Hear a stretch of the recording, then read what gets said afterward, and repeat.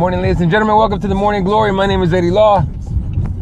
Of course, if you ever watched this before, you know this is just me saying whatever's on my brain first thing in the morning. And of course, what isn't on everyone's brain at the moment, as far as the MMA fans go anyway, then Chris Weidman pulling out of his fight with Mr. Luke Rockhold. Now, of course, everyone and their mother at 185 pounds is definitely hitting up Dana White and the UFC and Fertitas and Joe Silva and all that, trying to get a fight, trying to get that fight, the title fight. Of course, Mr. Michael Bisping, definitely has already thrown his name in the hat. Another interesting name is Gegard Mousasi. He says he definitely take that fight. That he's ready to be the next middleweight champ. That's I wouldn't mind seeing the Mousasi fight. I'm just saying that much. Now, Uriah Hall, I haven't heard him say anything, but the one name everyone wants to see in there, the one guy a lot of people want to see in there is Jacare. Jacare is actually going to be either medically cleared today, or not medically cleared today. So that's literally what they're waiting for.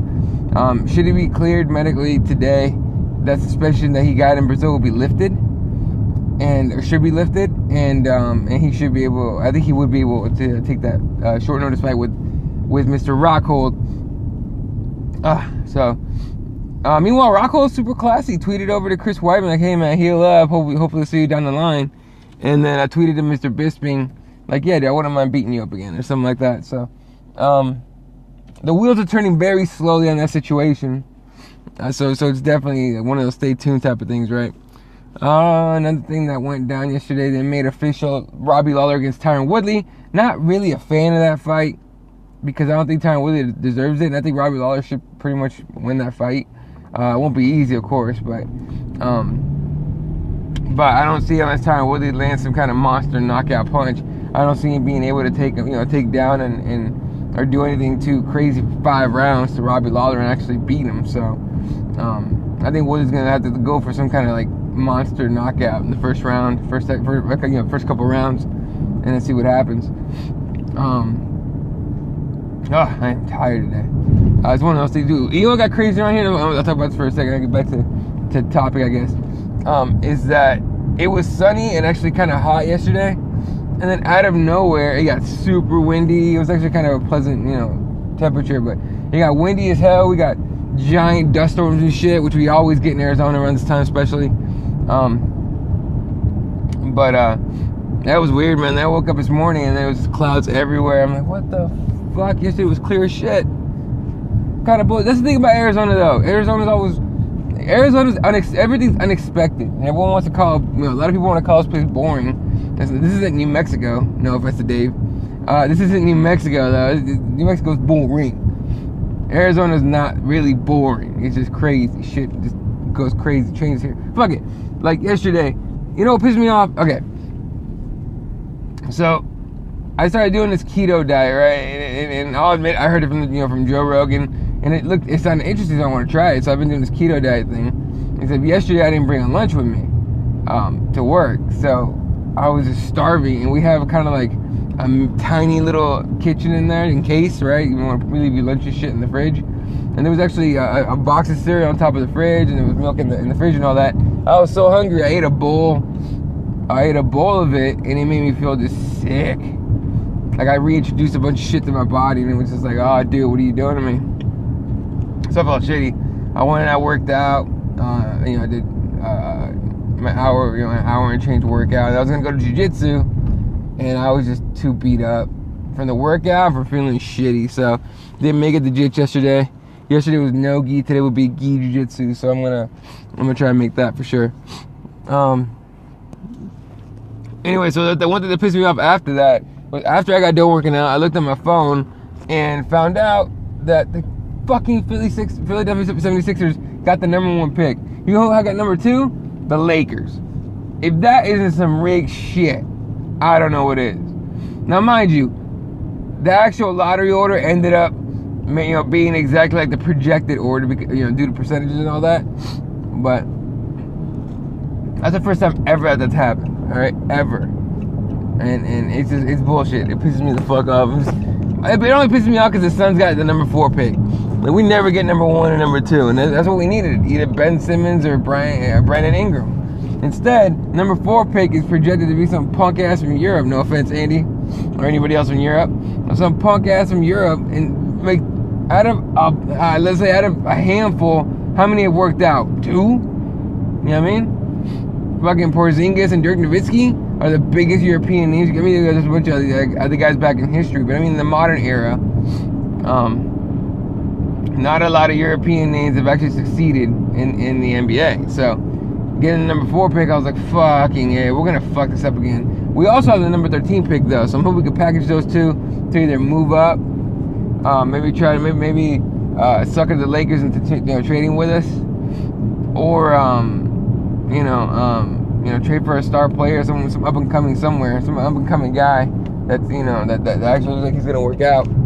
But I'm just sick of the Suns getting fucked and everything. So anyway, God man, like my allergies are starting to act up again. Anyway,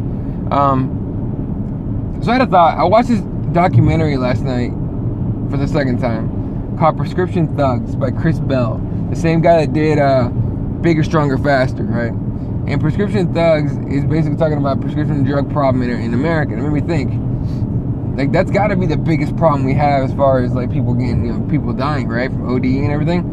Because everyone wants to be like, oh, war on drugs and heroin and meth and shit. While those things are awful, Adderall is basically meth. Ritalin is basically meth. You know what I mean? So oxys and all that, they have the same chemical or similar, makeup than heroin.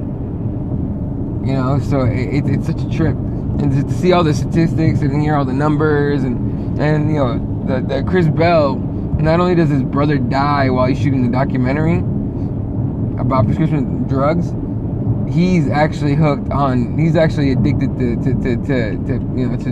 prescription drugs as well during the fucking film. So it's honestly a crazy documentary if you think about it. It's pretty well done. I gotta say that much.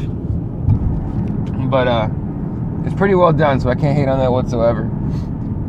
But I definitely checked that out. But it made me think, man, because I've been on these. I'm not on pain meds or anything because I refuse to take anything for pain. Even after I had my nose finally fixed so I could breathe through it, I refuse pain meds.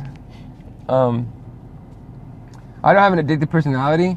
I have the kind of personality that gets used to a routine. So whatever that means, you know what I mean? So once I start doing something, if I enjoy it, I just keep doing it and doing it. But I'm still, I don't think I have an addictive personality, but I'm still very careful with any prescription shit. Like for example, the one I have right now is the shit for Valley Fever.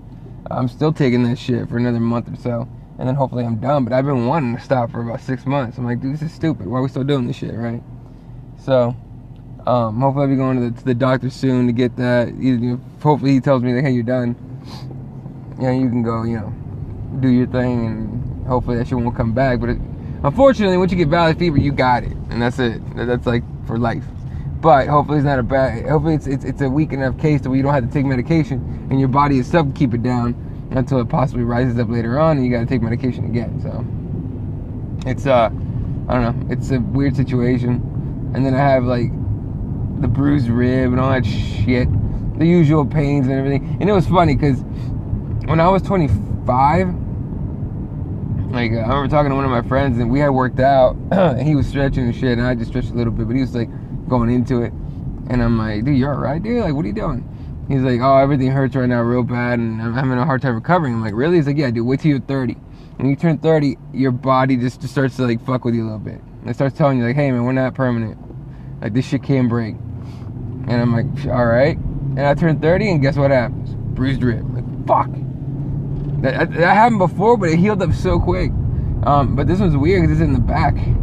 It's not like it's in my where you normally would think the ribs are. It's near the back of the ribs, like where the spleen is. So confession, I haven't gone to get the stupid x-ray yet. I haven't had time. Work is too fucking nutty. But I'm gonna try and get it, sometime in the next couple of days to go get that x-ray done and figure this shit out. Hopefully find out it's just a bruised rib. I mean, I'll be okay with that because that just takes a lot of, it takes time. Time. Of course, rolling jiu-jitsu and training CrossFit and all that's not helping it. So I'm gonna have to start taking some rest days off of both of those things.